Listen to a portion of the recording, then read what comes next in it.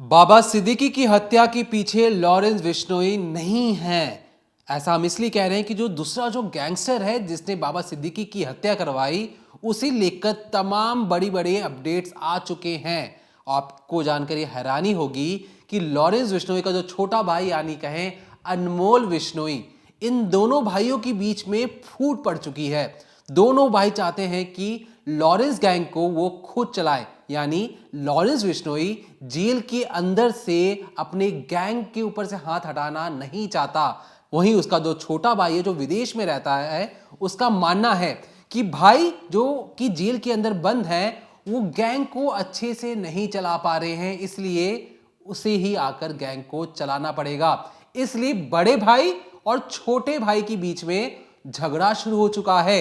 दोनों चाहते हैं कि अपने अपने गैंग को अपने तरीके से चला सके। ऐसा हम क्यों कह रहे हैं, डिकोडिंग क्राइम के अंदर हर एक चीज बताएंगे आपको। बात ये भी करेंगे कि सलमान खान के घर के बाहर फायरिंग हो जाती है, एक नहीं दो बार फायरिंग हो जाती है। बाबा सिद्दीकी की हत्या के बाद जिस तरीके से लॉरेंस का नाम उछला, उसमें मुंबई पुलिस चाहती थी कि गुजरात के साबरमती जेल में बंद लॉरेंस बिश्नोई तक पहुंचा जाए और उसे बकायदा गुजरात से निकालकर मुंबई लेकर आया जाए। लेकिन बावजूद इसके मुंबई पुलिस बार बार फेल हो रही है। ऐसा कौन सा सुरक्षा कवच है लॉरेंस बिश्नोई के लिए जो साबरमती जेल से उसे कोई बाहर निकाल ही नहीं पा रहा है। यानी ये कहे कि लॉरेंस बिश्नोई अगर खुद भी चाहे कि वो एक जेल से निकलकर दूसरी जेल चले जाए, ऐसा मुमकिन नहीं है। तमाम, अगर उसने किसी की किडनैपिंग की हो, उसने किसी का मर्डर करवाया हो, उसने किसी से पैसे वसूले हो, उस राज्य की पुलिस लॉरेंस बिश्नोई को गुजरात से बाहर निकाल ही नहीं सकती है। ऐसे कानून के कौन से दाव पेच हैं जो लॉरेंस बिश्नोई को बार बार बचा रहे हैं? बिल्कुल आसान शब्दों में आज डिकोडिंग क्राइम में आपको समझाएंगे कि लॉरेंस बिश्नोई के लिए एक वरदान की तरह ये साबित हो रहा है। कानून का बस एक छोटा सा नाम है। ये कानून लॉरेंस बिश्नोई को तमाम बड़े बड़े राज्यों की पुलिस से बचा रहा है। एक ऐसा वांटेड जिसे तमाम 3 से 4 राज्यों की पुलिस तो चाहती ही चाहती है कि लॉरेंस बिश्नोई से हम पूछताछ करें। यहां तक कि अब तो कनाडा पुलिस भी लॉरेंस बिश्नोई से पूछताछ करना चाहती है। लेकिन किसी को यह बात पता नहीं है कि लॉरेंस बिश्नोई गुजरात की साबरमती जेल से बाहर आ ही नहीं सकता है। क्यों नहीं आ सकता है? और आपको मैं टाइम बता दूं, अगस्त 2025 तक अगर सुनवाई करनी है, किसी को पूछताछ करनी है, कोर्ट में इसको अगर जाना बेहद जरूरी होता है, उसके बावजूद भी उसे साबरमती जेल से बाहर नहीं निकाला जाएगा। एक तरीके से सुरक्षा कवच लगा दिया गया है जो बिल्कुल एक ढाल की तरह काम कर रहा है लॉरेंस बिश्नोई के लिए। अब ऐसी कौन सी चीजें हैं, ऐसे कौन से दाव पेच लगा दिए गए हैं जो लॉरेंस बिश्नोई के लिए किसी वरदान से कम नहीं है? तो सबसे पहले बात करेंगे कि बाबा सिद्दीकी के केस में वो गैंगस्टर कौन है और इन दोनों के भाइयों के बीच में कैसे झगड़ा शुरू हो गया है। चलिए समझते हैं। देखिए, जब बाबा सिद्दीकी की हत्या हुई, जब शूटर्स ने उन पर गोली चलाई और इसके बाद जब केस इन्वेस्टिगेट किया गया तो शूटर्स ने साफ तौर पर नाम ले लिया लॉरेंस बिश्नोई का। लेकिन जब और ज़्यादा पूछताछ की गई, जब लॉरेंस बिश्नोई से भी पूछा गया तो उसने इससे साफ इनकार किया। बाबा सिद्दीकी की हत्या में लॉरेंस बिश्नोई का हाथ नहीं है, बल्कि हाथ है उसी के छोटे भाई अनमोल बिश्नोई का।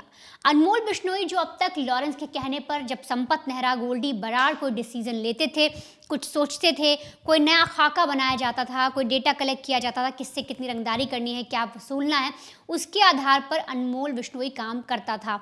लेकिन इस बार अनमोल बिश्नोई ने खुद लीड लेकर, खुद से मास्टरमाइंड बनकर इस हत्याकांड को अंजाम दिया है। और लॉरेंस बिश्नोई के बाद अब साफ तौर पर शूटर्स ने साफ किया है कि उनको जो शख्स इशारा कर रहा था, यूं कहें कि ऑर्डर दे रहा था, फरमान सुना रहा था, वो लॉरेंस नहीं बल्कि अनमोल बिश्नोई है। अनमोल बिश्नोई उन शूटर्स से स्नैपचैट के जरिए बात करता था। पैसे देना हो, उनको शख्स की तस्वीर भेजनी हो, जो उनकी हिट लिस्ट में है उनके बारे में डिस्क्रिप्शन देना हो, रेकी करवाना हो, हर एक चीज़ को लेकर अनमोल बिश्नोई स्नैपचैट के द्वारा उन शूटर्स से बात कर रहा था। और इसके बाद पूरी प्लानिंग रचता है और प्लानिंग रचने के बाद बाबा सिद्दीकी की हत्या करवाता है। और इसमें कई चीज़ें और चौंकाने वाली सामने आई हैं। दरअसल जैसे कि हमने आपको पहले भी कई बार बताया है कि जो लॉरेंस गैंग है या जो एल गैंग जिस तरीके से काम करता है, तो उसके जो भी बड़े बड़े उसके जो उसने अपने लोगों को तैनात कर रखा है, जैसे गोल्डी हो गया, संपत नेहरा हो गया, रोहित गुदारा हो गया, अनमोल बिश्नोई हो गया, ये सब पहले से क्रिमिनल रह चुके हैं, इनका क्रिमिनल बैकग्राउंड है। लेकिन जो शूटर्स वो अपने ग्रुप में भरता है, अपने गैंग में भरता है, वो अलग अलग जगह से होते हैं। बिहार से होते हैं, यूपी से होते हैं, राजस्थान से होते हैं, पंजाब से होते हैं, और गरीब घर के लड़के होते हैं। वो होते हैं जिन्हें पैसों की ज़रूरत होती है, उनका कोई ऐसा बड़ा क्रिमिनल बैकग्राउंड नहीं होता, उन्हें छोटी मोटी चोरी की होती है। और यहाँ से आप समझिए कि उन्हें जो गन चलानी होती है, जो बंदूक चलानी होती है, उसकी उन्हें प्रैक्टिस भी नहीं होती, उन्हें पता भी नहीं होता कि गन कैसे चलानी है। और इसके लिए ये जो लड़के एल गैंग में भर्ती होते हैं, लॉरेंस के गैंग में जाते हैं, उससे पहले ये प्रैक्टिस करते हैं किसी को मारने से पहले। जब इन्हें कोई टारगेट दिया जाता है लॉरेंस के द्वारा, ये उसके जो गुर्गे हैं गोल्डी, रोहित, इनके द्वारा, जब एक टारगेट दिया जाता है कि ये हमारी हिट लिस्ट में है, इसको आपको ख़त्म करना है, तो उससे पहले जो शूटर्स हैं वो रेकी वगैरह करते हैं, पूरी प्लानिंग करते हैं। लेकिन सबसे अहम, वो एक ऐसी जगह ढूंढते हैं जहाँ पर जाके वो प्रैक्टिस कर सके बंदूक चलाने की, क्योंकि जो इसके गैंग के जो गुर्गे होते हैं, जो नए नए शूटर्स हायर होते हैं, उनको कोई प्रैक्टिस नहीं होती। और यहीं पर बाबा सिद्दीकी केस में भी जब पुलिस ने शूटर्स को अरेस्ट किया तो उनसे पूछताछ की गई, तो उन्होंने बताया कि बाबा सिद्दीकी को मारने से पहले उन शूटर्स ने 5 दिन तक लगातार, एक जगह का नाम मैं आपको बताती हूँ, रायगढ़ एक जिला है, वहाँ पर खाली बहुत बड़ा एरिया पड़ा हुआ है, वहाँ पर खाली खेत खलिहान है, तो उस जगह पर उन्होंने पेड़ पर गोली चला चला कर लगातार प्रैक्टिस की थी। और 5 दिनों तक लगातार वो प्रैक्टिस करते गए, 5 से 10 गोलियाँ एक बार में फायर करते कि अगर हमें किसी को अंधाधुंध गोलियाँ बरसानी है तो क्या हम बरसा पाएंगे। पहले उन्होंने सीखा, और ये भी चीज़ें सामने आई थी कि यूट्यूब देखा, उन्होंने गोली चलाना सीखा, और इसके बाद उन्होंने एक जगह पर जाकर पेड़ के तने को अपना टारगेट बनाया, अपनी हिट लिस्ट में लाए, और फिर उस पर अंधाधुंध फायरिंग की, 5 से 6 राउंड गोलियां चलाई, लगातार ये चेक करने के लिए क्या हम बाबा सिद्दीकी पर इस तरीके से फायरिंग कर पाएंगे। और जब उन्हें लगा कि अब ये सारी चीज़ें सही हो गई हैं, सितंबर में उन्होंने पूरा ये काम किया था, सितंबर भर उन्होंने प्रैक्टिस की और अक्टूबर में उनका मर्डर कर दिया, जब उन्हें लगा कि हम अब ऐसा कर सकते हैं। क्योंकि सबसे बड़ा शूटर्स के अंदर डर ये भी था कि उन्हें गोली चलानी नहीं आती, बंदूक पकड़नी तक नहीं आती, और ऐसे में जो बाबा सिद्दीकी है उनको गार्ड मिला हुआ था, सिक्योरिटी गार्ड था उनके पास, तो कहीं वो उन पर ही बैकफायर ना हो जाता, वो उनको ही गोली ना मार देता, इसलिए शूटर्स के लिए ज़रूरी था। और पुलिस को शूटर्स ने ये बताया है कि उन्होंने लगातार सितंबर भर पूरे महीने प्रैक्टिस की है, वो उस रायगढ़ के ज़िले में जाकर, उस जंगल में जाकर, पेड़ के तने को अपना टारगेट बनाकर। और तो और जब पुलिस उन शूटर्स से और पकड़ती है और बातचीत करती है और इन्वेस्टिगेशन करती है, तो 3 शूटर्स का और नाम सामने आता है जो रेकी में शामिल थे, जिन्होंने हथियार सप्लाई किया था, जो इस पूरे हत्याकांड में कहीं ना कहीं से कनेक्टेड हैं। जब उनसे पूछताछ की जाती है तो साफ तौर पर अनमोल बिश्नोई का नाम आता है। वो बताते हैं कि वो हमें ऑर्डर दे रहा था, हमने सब कुछ उसी के कहने पर किया है, लॉरेंस ने हमें इस चीज़ को लेकर कोई चीज़ें नहीं कही हैं, ना लॉरेंस की तरफ से हमें कोई मैसेज आया है, हमें अनमोल बिश्नोई ही हर एक चीज़ बताता था, हमें कब क्या करना है, किस जगह ठहरना है, कौन हमें हथियार देगा और किसको मारना है। और तो और चैट डिलीट भी की जाती थी, ये भी शूटर्स ने बताया। लेकिन फिलहाल पुलिस ने इस केस को इन्वेस्टिगेट करते हुए कुछ जो सबूत हैं वो अपने हाथ में ले लिए हैं। यहाँ पर आपको एक अपडेट और देती चलूँ कि बाबा सिद्दीकी जो सिक्योरिटी गार्ड थे, उन्होंने ठीक से शूटर्स पर कार्रवाई नहीं की थी, इसलिए पुलिस ने उन्हें भी सस्पेंड कर दिया। और इस पूरे मामले में अब तक पुलिस 10 आरोपियों को गिरफ्तार कर चुकी है। बाकी कुछ लोग और भी ऐसे हैं जो इस पूरे केस में कनेक्टेड हैं। लेकिन हमने समझा कि अनमोल बिश्नोई किस तरीके से इस गैंग को अब अपने दम पर चलाना चाहता है, कैसे वो ये चाहता है कि अब वो जो भी केस, जैसे लॉरेंस बिश्नोई ने मर्डर कराया सिद्धू मूसेवाला का, तो ऐसे अनमोल बिश्नोई भी चाहता है कि एक कुछ भी वो ऐसा करे जिससे गैंग में उसकी अहमियत बढ़े, वो एक बड़ा गैंगस्टर कहलाए, वो भी लॉरेंस बिश्नोई की तरह एक गैंग में अहम मेंबर माना जाए। लेकिन अब ऐसे में सबसे बड़ा सवाल है कि जब लॉरेंस बिश्नोई ने जेल में बैठते इस हत्याकांड को अंजाम नहीं दिया, या जो पहले दिया, साबरमती जेल में आने के बाद आखिर लॉरेंस बिश्नोई इतना एक तरीके से तन्हा कैसे हो गया है, क्यों लॉरेंस बिश्नोई को कोई बाहर नहीं निकाल पा रहा। अगर मैं आपको बताऊं तो इस पूरे देश में 1319 जेल हैं, और उसमें से जो साबरमती जेल सेंट्रल जेल है गुजरात की, वहां पर लॉरेंस बिश्नोई बंद है। और हम आपको पहले बता चुके हैं कि उसमें 2600 कैदी हैं और उन्हीं में से एक लॉरेंस है। और जो साबरमती जेल है वो 2 हिस्सों में डिवाइडेड है, एक नया और एक पुराना। तो जो पुराना सेल है उसमें से 10 कमरों वाली जो सेल है उसमें लॉरेंस बिश्नोई को रखा जाता है, लगातार उस पर निगरानी होती है, कोई भी उससे मिलने नहीं आ पाता ना। यहाँ तक कि कई बार तो ऐसा हुआ है कि जो उसके वकील हैं वो तक लॉरेंस बिश्नोई से मिलने को नहीं पाए, इतनी सख्त निगरानी रखी जा रही है उस जेल के अंदर। वहाँ की जो जेलर हैं वो भी लॉरेंस बिश्नोई पे अपनी खुद की नज़र बनाकर बैठी हुई हैं। और तो और 14 महीने से लॉरेंस इस जेल में बंद है, लेकिन अब तक लॉरेंस को कोई भी बाहर नहीं निकाल पाया। एक बार मुंबई पुलिस ने प्रयास जरूर किया था, लेकिन वो भी मुंबई पुलिस का असफल हो गया। तो आखिर क्यों? इतनी सेफ जेल में लॉरेंस बैठा है, आप ये समझिए एक तरीके से लॉरेंस के लिए वो सेफ जगह हो गई, स्वर्ग हो गई, क्योंकि किसी की कोई अनबन नहीं, किसी से कोई बातचीत नहीं, अपना अकेले रहना है, टाइम पे उसे खाना मिल रहा है, जो वो करना चाहता है वहाँ कर रहा है। इसके अलावा आपको याद होगा थोड़े दिन पहले उसका एक वीडियो सामने आया था जिस पे वो ईद की बधाई दे रहा था पाकिस्तानी गैंगस्टर को। तो इस तरीके से लगातार लॉरेंस की चीज़ें सामने आ रही हैं। लेकिन क्यों जो पुलिस वाले हैं, जो पुलिस महकमा है, वो लॉरेंस के सामने कमज़ोर होता दिख रहा है? क्यों अलग राज्यों की पुलिस जो है वो लॉरेंस को पूछताछ के लिए नहीं बुला सकती? अब आप ये फैक्टर समझिए, कैसे हम बार बार कह रहे हैं कि जो साबरमती जेल है वो लॉरेंस के लिए स्वर्ग बन गई है और लॉरेंस बिश्नोई के लिए एक सुरक्षा कवच का काम कर रही है। देखिए, लॉरेंस बिश्नोई के बारे में आपने पहले भी हमने कई वीडियोस बनाए हैं और तमाम आप लोगों ने समझा भी है कि लॉरेंस बिश्नोई गैंग काम कैसे करता है। लॉरेंस बिश्नोई का नाम अपने आप में दहशत का दूसरा नाम बनते जा रहा है हमारे देश में। लेकिन अगर आपको जानकर एक चीज़ जो हैरानी होगी वो ये होगी कि जेल से निकलने की कोशिश क्या लॉरेंस बिश्नोई ने कभी की है? आपके मन में ये सवाल आ रहा होगा। क्या उसने कभी अपनी जमानत की याचिका कोर्ट में दायर की है या नहीं की है? तो आपको बता दें कि वो पिछले 14 सालों से जेल में है, लेकिन अब तक उसने कोई भी जमानत की याचिका दायर नहीं की है। मतलब वो चाहता ही नहीं है खुद से कि मैं जेल से बाहर आऊं। क्यों आए? क्योंकि जेल के अंदर उसे तमाम तरीके की सुविधा मिल ही रही है, वो अपने गैंग को ऑपरेट कर ही रहा है, खाना पीना चल ही रहा है, जिम भी चल ही रहा है, जिसको चाहता है उसको वीडियो कॉल कर कर बोल भी देता है। और तमाम जेल से ऑपरेट करना उसके लिए एक हेडक्वार्टर की तरह बन गया है कि लॉरेंस गैंग आ गए, लॉरेंस जहाँ भी रहता है अपना वर्चस्व बना के रखता है। अब ये सारी चीज़ें हम आपको क्यों बता रहे हैं कि जमानत याचिका वो जेल से बाहर आने की कोशिश नहीं कर रहा है। अब इसमें मदद कर रही है हमारे कई सारे जो कानून के जो धाराएं हैं, वो लॉरेंस की किस तरीके से मदद करिए उसको बिल्कुल आसान शब्दों में आपको समझाने की कोशिश करेंगे। देखिए, अभी हाल ही में कानून बदला है हमारे देश में। पहले CRPC और IPC का जो सेक्शन चलता था उसमें अब बदलाव होकर BNS आ गया है, मतलब भारतीय न्याय संहिता, मतलब हर किसी को इंसाफ मिले, ऐसा कानून अब बदल चुका है। तो CRPC IPC हट चुका है। लेकिन जब CRPC था तो धारा 267 इसके तहत होता यूँ था कि अगर मान लीजिए किसी भी राज्य की पुलिस को किसी अपराधी को एक जगह से दूसरी जगह ले जाना है, या मान लीजिए दिल्ली से पंजाब लेके जाना है या पंजाब से दिल्ली लेके आना है, तो इसे ट्रांजिट रिमांड बोला जाता था, जिसमें ये कोर्ट के सामने जाके कहते थे कि जनाब इस फलाने फलाने शख्स ने बहुत ज़्यादा आपराधिक कृत्य किया है, इसे हमें पूछताछ के लिए अपने राज्य लेके जाना है। जज साहब वहाँ पे साइन कर देते थे, ओके आप इसको ले जा सकते हैं। ये होता था धारा 267, यानी पूछताछ के लिए या पुलिस रिमांड पे लिया करती थी। इसे ट्रांजिट रिमांड भी कहते थे।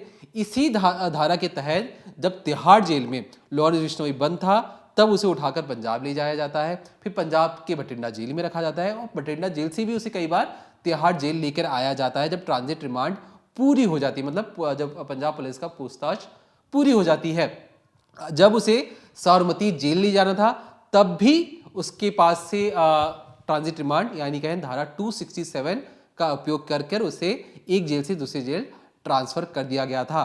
अब पिछले वो 14 महीनों से एक ही जेल के अंदर बंद है।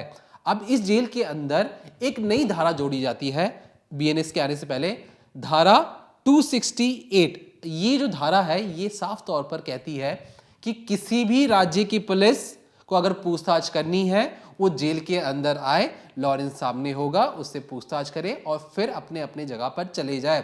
कोई भी अगर उसने हीनियस क्राइम किया हो, कितना भी हीनियस कृत्य हो, वो पुलिस वालों को जेल के अंदर आकर लॉरेंस के सामने बैठना पड़ेगा, तब लॉरेंस उनके सवालों का जवाब देगा। लॉरेंस जेल से बाहर नहीं जाएगा। ये धारा किसी ना किसी तरीके से लॉरेंस का बचाव करती थी। अब क्योंकि हमारे देश में कानून व्यवस्था बदल चुकी है तो BNS आ चुका है, तो अब इसी धारा को बदलकर अब रख दिया गया है। माफ कीजिएगा मैं बताता तो ये IPC की धारा 268 थी, अब इस धारा को बदलकर धारा BNS की धारा 303 कर दिया गया है। अब इस 303 में आपके सामने तीन चीजें हैं। अगर किसी भी राज्य की पुलिस को पूछताछ करनी तो पहली चीज अंदर आ जाए। अगर बहुत ही ज्यादा इमरजेंसी हो तो उससे वीडियो कॉन्फ्रेंसिंग के जरिए जज साहब के सामने पेश करवाया जा सकता है। यानी अगर मान लीजिए वो गुजरात की जेल में बंद है और मुंबई में ये अभी जो केस चल रहा है, उस मामले में जो निचली अदालत होगी उनके सामने टीवी रखा जाएगा और यहाँ पर कैमरा ऑन किया जाएगा और लॉरेंस के सामने रखा जाएगा, लॉरेंस से वीडियो कॉन्फ्रेंसिंग के जरिए, मतलब जिस तरीके से वीडियो कॉल होता है, लॉरेंस के लिए तो आम बात है क्योंकि वो व्हाट्सएप या वीडियो कॉल के जरिए वो अपने तमाम गैंग को तो ऑपरेट कर ही रहा है। अब वो जज साहब के सामने भी वीडियो कॉन्फ्रेंसिंग के जरिए ही सामने बैठेगा। अब ये जो सारी चीजें हैं, यही सारी चीजें सरदर्द बन चुकी हैं तमाम राज्यों की पुलिस के लिए कि वो लॉरेंस बिश्नोई को अपने तरीके से पूछताछ नहीं कर सकते हैं। मायने ये कि जो पुलिसिया तरीका होता है पूछताछ करने का, कि लॉरेंस बिश्नोई तो दूसरे जेल में बंद है, तो वहां पे अगर मुंबई पुलिस जाती है गुजरात के अंदर, अगर वो लॉरेंस ठीक से जवाब नहीं दे रहा है तो मुंबई पुलिस अपने तरीके से पूछताछ नहीं कर सकती है। अपने तरीके से मतलब कहने का मतलब पुलिसिया जो तरीका होता है पूछताछ करने का, सच बाहर निकलवाने का, उस तरीके से खुलकर पूछताछ नहीं कर सकती है। बिल्कुल एक फॉर्मल तरीके से बातचीत करना पड़ेगा। लॉरेंस जी आपने क्या सलमान खान के घर के बाद गोली चलाई थी? लॉरेंस भैया कहेंगे नहीं नहीं हमने तो गोली नहीं चलाई थी। अच्छा ठीक है हम नोट डाउन कर लेते हैं। लेकिन पुलिस कुछ इस तरीके से काम नहीं करती है। पुलिस का एक अपना तरीका होता है। उसके लिए चाहिए कि लॉरेंस उनके इलाके में आए, लेकिन लॉरेंस के इलाके में जाकर उससे पूछताछ करना ये टेढ़ी खीर साबित हो रहा है। और इसलिए कहीं ना कहीं जो तमाम एजेंसियां हैं वो चाहती हैं कि ये धाराएं हट जाएं, लेकिन अगस्त 2024 तक ये धारा थी। कानून बदल गया। कानून बदलने के बाद गृह मंत्रालय की तरफ से इस कानून को 1 साल और बढ़ा दिया गया है। मायने ये कि अगले 1 साल तक किसी भी राज्य की पुलिस, तमाम एजेंसी, सबको साबरमती जेल जाना होगा। साबरमती जेल से बाहर नहीं आएगा लॉरेंस बिश्नोई बाहर। अब आपको अच्छी तरीके से समझ में आ गया होगा लॉरेंस बिश्नोई क्यों जेल से बाहर नहीं आ सकता और जेल से बैठे बैठे वो तमाम जितने भी बड़े बड़े लोग हैं उनको कैसे डरा और धमका रहा है। तो कहीं ना कहीं ये जो धारा है, ये जो कानून है, एक सुरक्षा कवच के तौर पर काम कर रही है लॉरेंस बिश्नोई के। उसे लग रहा है कि जेल में मुझे मेरा कोई क्या ही बिगाड़ेगा, ना मुझे कोई छू सकता है, ना मुझे कोई मार सकता है, ना मुझे कोई कोई भी मेरे बाल बांका नहीं कर सकता। इसी चीज का फायदा उठाकर वो तमाम लोगों को धमकियां दे रहा है। एक तो ये बात रही। अब जैसा कि हमने आपसे शुरू में कहा कि लॉरेंस बिश्नोई और उसके छोटे भाई अनमोल बिश्नोई के बीच में झगड़ा शुरू हो चुका है। अब जैसा कि हमने आपको बताया कि लॉरेंस जो गैंग है वो बहुत बड़ा गैंग है। लॉरेंस बिश्नोई और अनमोल बिश्नोई दोनों भाई तो हैं। अब एक बड़ा भाई एक छोटा भाई है। छोटा भाई चाहता है कि बड़े भाई के दिन तो पूरे हो चुके हैं, वो जेल से आप कभी भी जाकर बाहर नहीं आ सकते हैं, और कब तक गैंग को जेल के अंदर से चलाया जाए। जो अनमोल बिश्नोई जो छोटा भाई है वो जेल के बाहर है, विदेश में है, और विदेश से गैंग को ऑपरेट करना ज्यादा आसान है। अब क्योंकि जिस तरीके से तमाम वीडियोस वायरल हो जाते हैं लॉरेंस बिश्नोई के, अब तमाम सरकारें उस पर किसी ना किसी तरीके से पैनी नजर लगा के बैठी हैं। ऐसे में लॉरेंस बिश्नोई ठीक से गैंग को चला नहीं पा रहा है। 900 शार्प शूटर्स, तमाम तरीके के पैसों का मैनेजमेंट ये जेल में बैठा हुए बड़े भाई नहीं कर सकता है। इसलिए अनमोल बिश्नोई चाहता है कि गैंग में उसका वर्चस्व बड़ा हो, और अपना वर्चस्व बड़ा करने के लिए वो चाहता है कि जो बड़े बड़े टारगेट हैं उनका जो मैनेजमेंट है या लॉजिस्टिक है वो खुद संभाले। और ये भी जो शूटर्स थे जो बाबा सिद्दीकी वाले केस में, वो जानबूझकर अनमोल बिश्नोई चाहता था कि इस पूरे जो केस का जो मैटर देखने का जो काम है वो सिर्फ और सिर्फ अनमोल बिश्नोई ही करे, ताकि गैंग में उसका नाम बड़ा हो और लॉरेंस जो बड़े भाई हैं वो अनमोल बिश्नोई को बड़ा समझे और उसी गैंग की पूरी जिम्मेदारी सौंप दे। अब बड़ा भाई जब काम करता था तो हमेशा एग्जिट प्लान होता था। अब छोटे भाई ने काम किया तो तमाम शूटर से लेकर हर एक लोग पकड़े गए। तो इसलिए अब कहा जा रहा है कि लॉरेंस गैंग के अंदर अनमोल बिश्नोई के लिए एक अंदर ही अंदर बेचैनी पैदा हो गई। क्या अनमोल बिश्नोई सच में लॉरेंस गैंग को संभाल सकता है, या लॉरेंस गैंग को सिर्फ लॉरेंस ही संभाल सकता है? अब छोटे भाई की जो काबिलियत थी गैंग के अंदर वो कहीं ना कहीं अब कम आकी जा रही है। अब लोगों को समझ में आ चुका है जो लॉरेंस गैंग के अंदर जो काम करते हैं कि छोटे भाई की तो बस की नहीं है गैंग संभालना। इसलिए फिलहाल लॉरेंस गैंग को जेल से ही लॉरेंस बिश्नोई ही चलाएगा आने वाले वक्त में भी।